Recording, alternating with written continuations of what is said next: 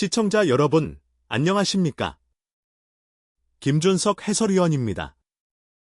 오늘은 축구계에서 터진 또 하나의 뜨거운 논란을 다뤄보겠습니다. 바로 중국 대표팀 주장 왕다레이 선수가 경기 중 팬들과의 충돌로 거센 비판을 받고 있습니다. 하지만 단순한 말싸움? 아닙니다. 이번 사건은 중국 축구가 왜 제자리 걸음만 하고 있는지 그 근본적인 문제들을 적나라하게 보여줍니다. 감정 조절 실패, 무너진 소통, 책임감 없는 리더십. 오늘 그 진짜 원인을 함께 파헤쳐 보겠습니다. 4월 20일 중국 슈퍼리그의 빅매치가 열렸습니다. 바로 베이징 고항과 산둥 타이산의 경기였죠. 이날 경기에서 벌어진 한 장면이 지금 중국 축구계를 뒤흔들고 있습니다. 산둥의 골키퍼이자 현 중국 국가대표 주장인 왕다레이 선수가 베이징 팬들과의 심각한 갈등에 휘말렸습니다. 경기 내내 골문을 지키던 왕다레이에게 일부 베이징 팬들이 가족을 언급하는 욕설을 퍼부은 겁니다. 그러자 왕다레이는 관중석을 향해 별표 적당히 좀 해. 별표라는 제스처와 외침으로 대응했죠. 정말 믿기지 않아요. 한 국가의 주장 선수가 그것도 공식 경기 도중 이런 인격적 모욕을 받아야 했다니 말이죠. 하지만 여기서 끝이 아닙니다. 문제는 단지 선수와 팬 사이의 감정 싸움이 아닙니다. 이 사건은 중국 축구 문화의 민낯을 드러낸 겁니다. 첫째, 팬 문화의 수준입니다. 비판은 좋습니다. 경기력이 부족하다면 목소리를 낼 수도 있죠. 하지만 패드립, 즉 가족을 언급하며 선수를 모욕하는 것은 어느 나라든 절대 용납될 수 없는 일입니다. 한국 팬들도 감정적으로 경기 보지만 넘지 말아야 할 선은 분명히 지킵니다. 그게 성숙한 스포츠 문화 아닙니까? 둘째, 협회의 대응입니다. 왕다레이의 행동이 문제가 됐다고 주장하는 일부 베이징 팬 단체는 중국 축구협회에 정식으로 징계를 요청했습니다. 하지만 협회는 48시간이 넘도록 아무런 입장도 내놓지 않았습니다. 이게 정상입니까? 선수가 현장에서 모욕을 당하고 그에 대한 정당한 방어조차 징계 대상으로 몰리는 상황. 이런 환경에서 선수가 제대로 된 경기력을 낼 수 있을까요? 집중력, 멘탈. 그건 단순히 개인의 문제가 아닙니다. 선수를 보호할 시스템, 공정한 운영, 성숙한 팬 문화가 있어야 가능합니다. 그리고 이런 구조적 문제를 방치한 채 아무런 개선도 없이 대표팀이 국제 무대에서 결과를 내길 바란다. 그건 그냥 꿈 같은 소리입니다.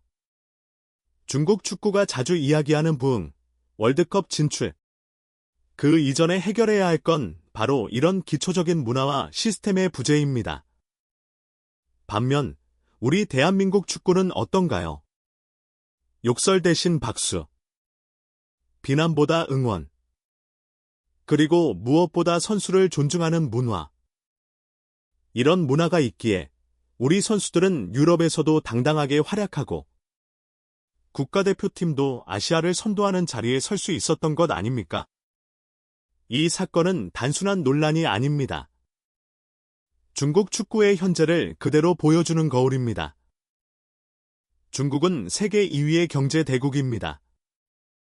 IT, 건설, 군사력. 뭐 하나 빠지는 게 없죠. 그런데 왜 유독 축구만큼은 늘 후진국 소리를 듣는 걸까요? 사람들은 종종 이렇게 말합니다. 기술이 부족해서, 피지컬이 약해서. 하지만 저는 다르게 봅니다. 진짜 문제는 그들 축구가 아직 프로 시스템을 갖추지 못했기 때문입니다. 기술보다, 체력보다 더 중요한 건 바로 정신력, 문화, 그리고 구조입니다. 중국 축구를 보면 이런 장면이 반복됩니다. 팀이 지면 팬들은 선수에게 무차별 욕설을 퍼붓습니다. 이기면 상대팀 팬들에게 조롱을 쏟아붓죠. 협회는 문제가 터져도 늘 조용합니다. 주장이라는 선수가 팬 앞에서 홀로 비난받아도 아무도 보호하지 않습니다. 이런 환경에서 선수 한 명이 아무리 열심히 해도 절대 성장할 수 없습니다. 그리고 그런 분위기가 계속되면 결국 재능 있는 선수들도 축구를 포기하거나 떠나버리는 거죠. 그 결과는 명확합니다. 2023년 아시안컵 조별리그 탈락. 2026 월드컵 예선에서 인도네시아와 생존 경쟁. U-20, U-17 대표팀은 한국, 일본에 연달아 대패. 정말 안타깝지만 이건 선수 개인의 문제가 아니라 시스템 전체의 실패입니다. 한국은 어떤가요? 선수가 욕먹는 상황이 생기면 협회도, 팀도, 팬도 나서서 왜 그런 일이 벌어졌는지를 따집니다. 감독이 책임지기도 하고 제도도 바꿔나가죠. 하지만 중국은 늘 똑같습니다. 문제 생기면 개인 탓, 비판은 침묵, 다음엔 잘하자는 말뿐입니다. 그런데 이런 식으로 계속 가면서 월드컵 본선 진출을 꿈꾼다. 그건 그냥 공허한 외침에 불과합니다. 축구는 시스템입니다. 선수 혼자서는 절대 이길 수 없습니다. 팬, 협회, 리그, 감독, 미디어. 이 모든 것이 하나의 팀처럼 움직일 때 비로소 국가대표팀도 강해질 수 있는 법입니다.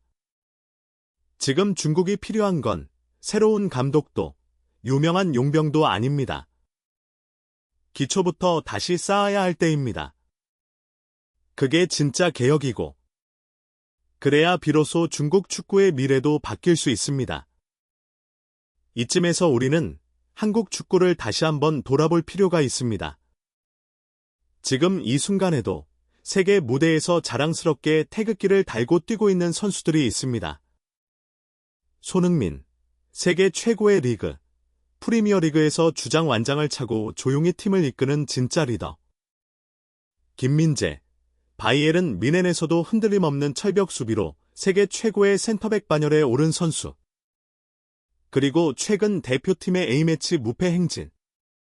2023년 기준 한국은 피파 랭킹 22권, 중국은 82권입니다. 이 차이는 단순히 선수 한 명, 감독 한 명으로 설명할 수 있는 게 아닙니다. 근본적인 차이는 바로 이겁니다. 성숙한 팬 문화와 리더십을 존중하는 축구 시스템. 우리 팬들은 선수의 실수에는 실망할 수 있습니다. 하지만 선 넘는 욕설은 하지 않습니다. 패드립. 그런 건 한국 축구 팬들 사이에서는 용납되지 않습니다. 그리고 대한축구협회, KFA는 논란이 생기면 기다리지 않습니다. 빠르게 입장을 내고 투명하게 과정을 공개하며 팬들과 소통합니다. 대표팀 내부도 마찬가지입니다. 감독 한 명이 휘두르는 구조가 아니라 선수 개개인이 책임을 느끼고 주장단이 중심을 잡아가는 리더십 문화가 정착돼 있습니다. 그래서 가능한 겁니다. 손흥민이 세계에서 존중받는 리더로 성장할 수 있었던 것도, 김민재가 유럽 명문팀에서도 흔들리지 않는 건 단순히 개인의 재능 때문이 아닙니다. 그 뿌리엔 우리가 만들어 온 건강한 축구 문화가 있습니다. 좋은 시스템은 선수 하나하나를 보호하고 성장시키고 결국엔 대표팀 전체를 강하게 만듭니다. 이게 바로 우리의 자랑입니다. 우리에겐 손흥민이 있고 김민재가 있고 그들을 믿고 응원하는 팬들이 있습니다. 이런 문화와 시스템이 있기에 한국 축구는 언제나 아시아의 중심으로 설 수 있는 겁니다. 오늘 있었던 왕다레이 사건. 단순히 한 선수가 감정을 참지 못하고 폭발한 사건으로만 보면 안 됩니다. 이건 지금 중국 축구가 가진 구조적인 한계. 바로 그 민낯을 그대로 보여준 거울입니다. 팬들은 선수를 향해 막말을 퍼붓고, 협회는 입을 다물고, 시스템은 제 역할을 하지 못한 채 혼란만 반복되고 있습니다. 이런 환경에서 월드컵 본선을 꿈꾼다는 건 말 그대로 꿈입니다. 현실이 될 수 없습니다. 반면 한국은 어떻습니까? 선수, 팬, 협회, 미디어가 제각각 움직이는 게 아니라 하나로 연결되어 같은 방향을 바라보고 있습니다. 팬은 선수를 지키고, 협회는 책임을 지며, 미디어는 비판도 하지만 축구의 가치를 함께 지켜나갑니다. 정말 자랑스럽지 않습니까? 우리는 단지 이기기 위해서만 축구를 하지 않습니다. 우리는 축구를 통해 성숙한 문화를 보여주고, 더 나아가 아시아의 중심에서 리더로 우뚝 서기 위해 싸우고 있습니다. 이게 바로 한국 축구의 진짜 힘입니다. 김준석 해설위원이었습니다. 영상이 마음에 드셨다면 구독, 좋아요, 알림 설정 꼭 부탁드립니다. 다음 영상에서도 또 뜨겁게 찾아뵙겠습니다. 감사합니다.